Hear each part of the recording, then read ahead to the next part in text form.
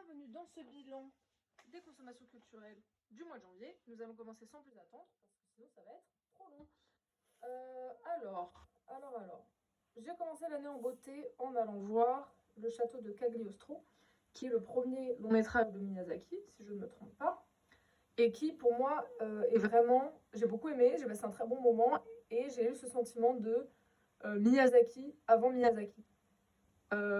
Parce que c'est pas Joe Hisaishi qui fait la BO de ce film, et que moi j'ai découvert les Miyazaki à l'âge adulte, donc j'ai pas trop ce rapport à l'enfance quand je vois ces films, et ce film là pour le coup je pense qu'il peut avoir vraiment un lien à l'enfance beaucoup plus fort que certains autres.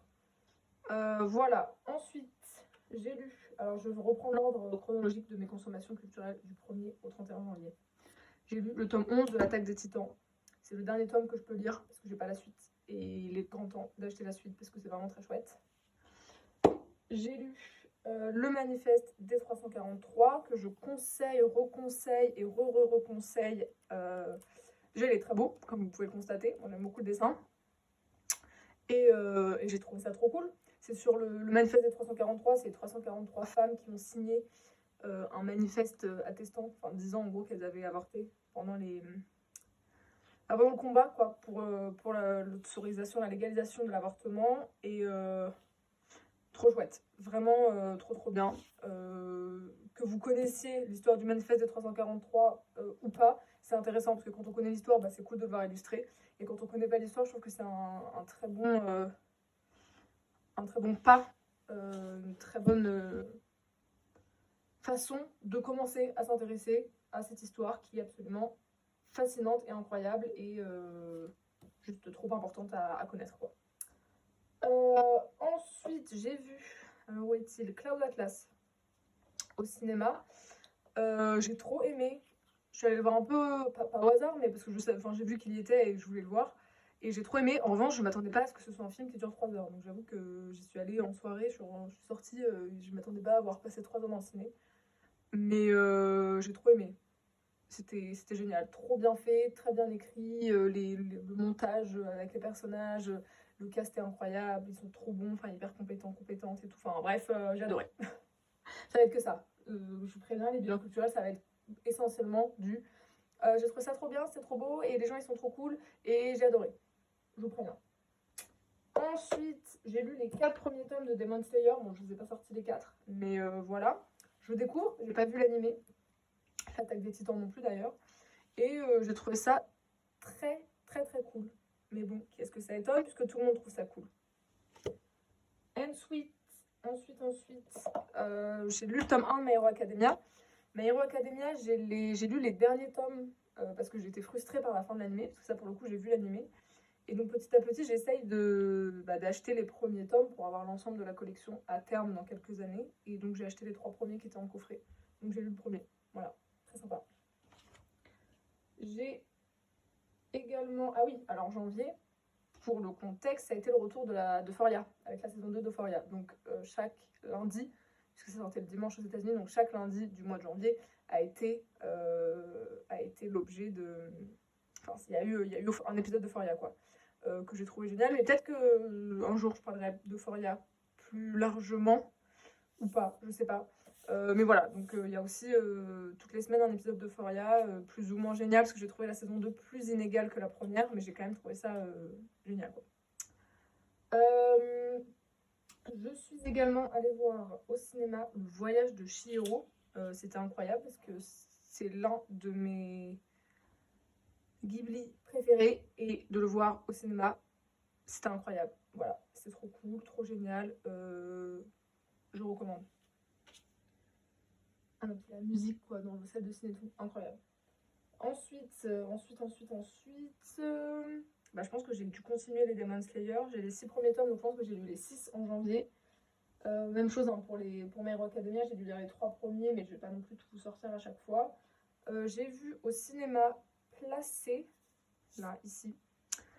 Placé, c'est un film que je suis allée voir essentiellement parce que Aloïs Sauvage joue dedans. Je fais beaucoup ça quand je vais voir des films, j'y vais beaucoup pour les gens qui sont dedans. Et je m'attendais à un truc un peu cliché, nul. En fait, c'est sur des jeunes mineurs placés en foyer. Et je m'attendais à un truc hyper cliché, un peu gênant et tout. Et en fait, pas du tout. Alors non pas que je puisse savoir si c'est juste exact ou pas, mais en tout cas j'ai trouvé ça assez crédible, assez intéressant et c'était très cool. Et là, l'énergie était vraiment chouette quoi. Donc très contente d'avoir vu ce film. Ensuite, euh, ensuite je pense que c'est Annette. Alors 6 mois après tout le monde, je suis allée voir Annette dans le cadre des rattrapages que faisait UGC. Et alors Annette, même chose, je pense que j'aurais un milliard de choses à en dire, donc je ne vais pas m'attarder ici. Mais c'est une expérience à vivre, Annette. Hein. C'est à vivre. C'est à vivre. Ouais, j'aurais plein de choses à en dire, donc peut-être que même chose, ça fera l'objet d'un speech complet sur Annette un jour peut-être, parce que là, il y a beaucoup de choses à dire. Mais globalement, je suis très contente, très très très contente d'avoir vu ce film. Et franchement, je pense que je le recommande. Je recommande ce film. Juste pour qu'on puisse en discuter, voyez Annette. C'est un peu ce que j'ai dit à tous mes potes. Ensuite, je crois que c'était Fury.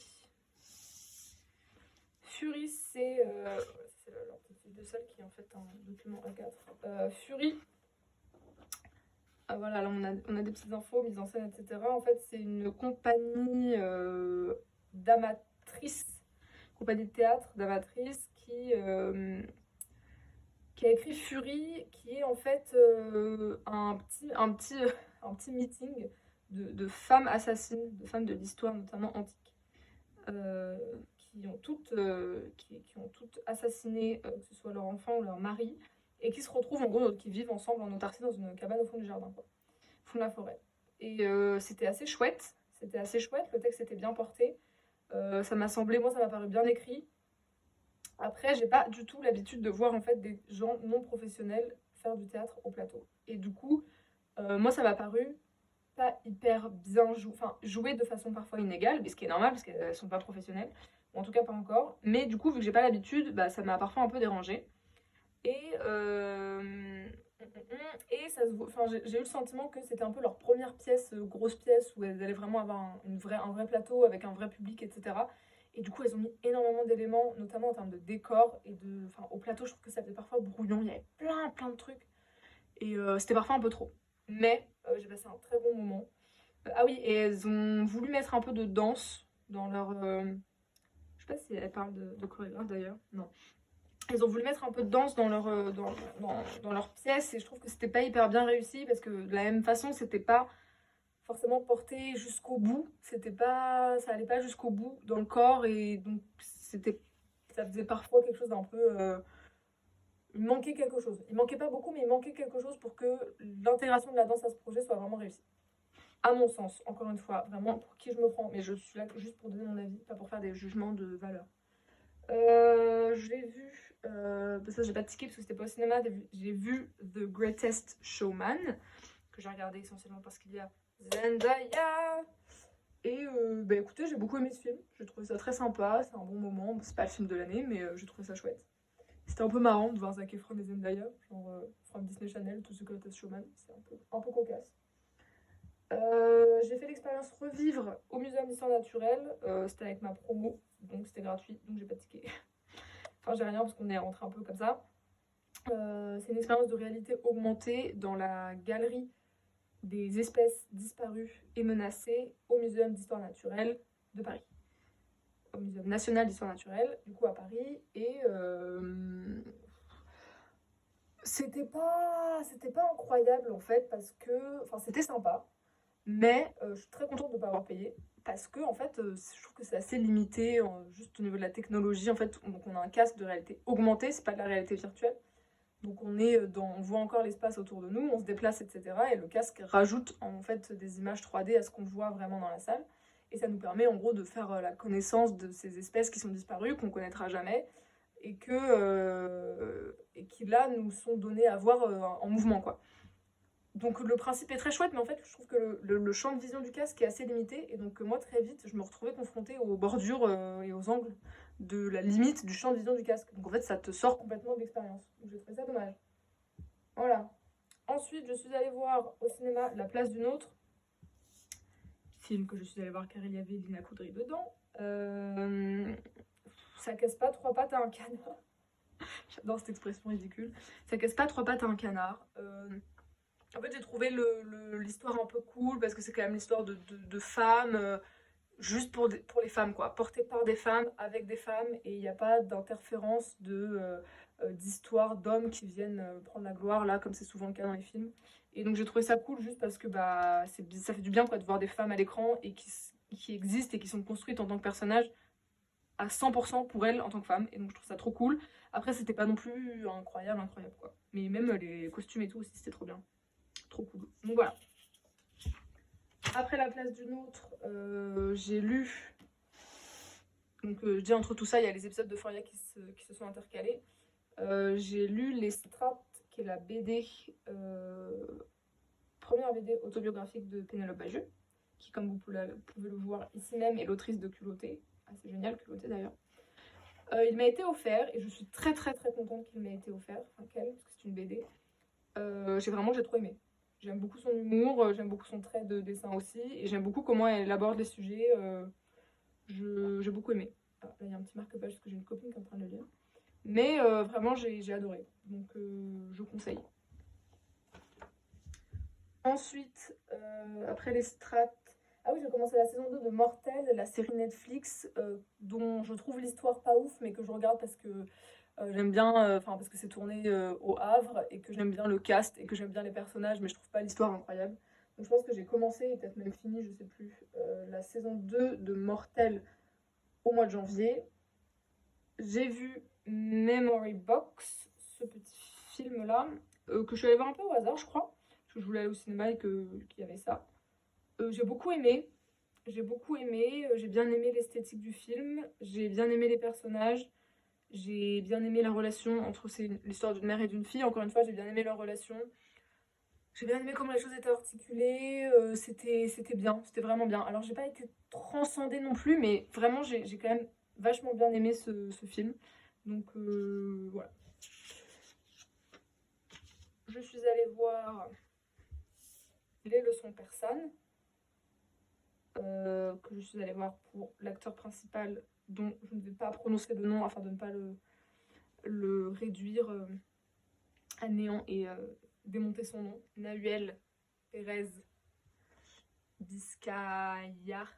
Vous voyez, c'est un peu gênant parce que ça se fait pas trop de mal prononcer les noms des gens, mais c'était pour que vous ayez une idée. Il joue dans 120 battements par minute. C'est comme ça que j'ai connu ce monsieur que je trouve extrêmement touchant dans ses rôles, et que je trouve incroyable, vraiment très très bon, excellent. Et ce film, super, super, j'ai trop aimé le film, comment il est monté. Le personnage principal, forcément, est hyper bien porté par cet acteur, à mon sens, et j'ai bien aimé la fin de ce film, ce qui est rare. Donc, ouais. Un peu, c'est évidemment trigger warning, j'ai beaucoup pleuré, hein, mais trop bien. Trop bien, trop bien. J'ai assisté à une conférence au Carreau du Temple, des conférences futures qui sont des conférences tenues par Lorraine Bastide au Carreau du Temple, un jeudi par mois je crois, et qui accueillent différentes, je crois, intervenantes sur les questions d'écoféminisme. Et j'y suis allée le 27 janvier parce que c'était avec Canel Foudrinier, qui est Canoubis sur Instagram, qui est une femme que j'adore, que je suis depuis un petit moment sur les réseaux sociaux et que je trouve géniale. Et elles étaient là, donc voilà, elles ont toutes les deux parlé, notamment du chlordécone. Et donc c'était hyper intéressant, et j'adore ces femmes, et c'est toujours intéressant de voir des femmes inspirantes, des role models d'une certaine façon, parler. Voilà, tout simplement. Ensuite, j'ai lu et vu. Alors, j'ai lu Au-delà de la pénétration de Martin Page, qui est un livre qui, comme son nom l'indique, questionne la pratique de la pénétration dans la sexualité, et notamment hétérosexuelle. Dans les pratiques sexuelles hétérosexuelles. Et en fait, ça se lit super bien. Le ton est hyper marrant. Pas très second degré, en mode. Il y a des choses qui posent questions en mode mais qu'est-ce qu'il raconte, est-ce qu'il rigole ou pas? Pas du tout, c'est marrant, c'est bien écrit. Voilà, c'est sorti il y a quelques années déjà, mais c'est très intéressant. Encore une fois, voilà, ça se partage, ça se met dans les mains des copains et des copines, et c'est toujours cool, je pense, d'avoir ce genre de livre à disposition. Et j'ai vu une sortie de résidence d'un artiste dont j'ai oublié le nom, la honte, qui travaille à l'adaptation du coup de ce livre, Au-delà de la pénétration, et qui... Et enfin, du coup, voilà, j'ai assisté à la sortie de résidence, donc c'est pas une sortie de résidence, c'est pas un spectacle terminé, c'est une étape de travail, et c'était hyper intéressant, et j'ai trouvé qu'il avait vachement bien retranscrit le ton du livre, et je trouve ça assez fort, parce que pour moi, c'était quand même assez central dans le livre que ce ton, et donc j'ai trouvé ça trop cool comme travail. Voilà. Ensuite, j'ai fait l'exposition Paris-Athènes au musée du Louvre, je l'ai trouvée assez nulle. Pas particulièrement intéressante. Après, elle était c'était bondé de monde, donc ça aide pas à avoir une bonne impression de l'expérience, quoi. Une bonne expérience, mais j'ai pas trop aimé. J'ai pas trouvé ça transcendant, quoi. Je trouve qu'il y avait rien de particulièrement intéressant, mais c'est aussi parce que bah, les musées, c'est pas forcément ce que je connais le mieux, enfin le patrimoine, quoi. Et enfin, j'ai lu Lait et miel de Rupi Kaur. Je crois que c'est le livre d'Instagram, ça pendant longtemps, beaucoup le lisaient. Moi j'ai une copine qui l'a eu il y a quelques temps, ou qui l'a acheté, je sais plus, il y a pas très longtemps, et qui l'avait lu et qui l'avait beaucoup aimé, donc je me suis dit que j'allais le lire aussi, et j'ai trouvé ça génial. Assez touchant, assez cru, enfin vraiment je m'attendais pas à ça, quoi, parce que ça avait l'air d'être un truc un peu, un truc instagrammable, quoi, donc je pensais que c'était un peu léger, et en fait pas du tout, enfin il y a des choses quand même très crues, très violentes qui sont abordées sur son histoire personnelle, et je trouve ça passionnant, quoi. Trop bien écrit. Après, c'est des très courts poèmes. Parce que c'est vrai que j'ai pas du tout l'habitude de lire de poésie et ça me fait un peu peur. Et là, ce sont de très courts poèmes avec de très belles illustrations. Donc voilà. J'ai beaucoup aimé. Et c'est ainsi, je crois, que se finit le mois de janvier, puisqu'après, voilà, c'est ce que j'ai déjà abordé. Donc les autres tomes de My Hero Academia, les autres tomes de Demon Slayer, Mortel, dont j'ai regardé plusieurs épisodes, si ce n'est toute la saison, et et Euphoria une fois par semaine. Hop, ce qui nous fait un mois de janvier, ma foi, fort sympathique.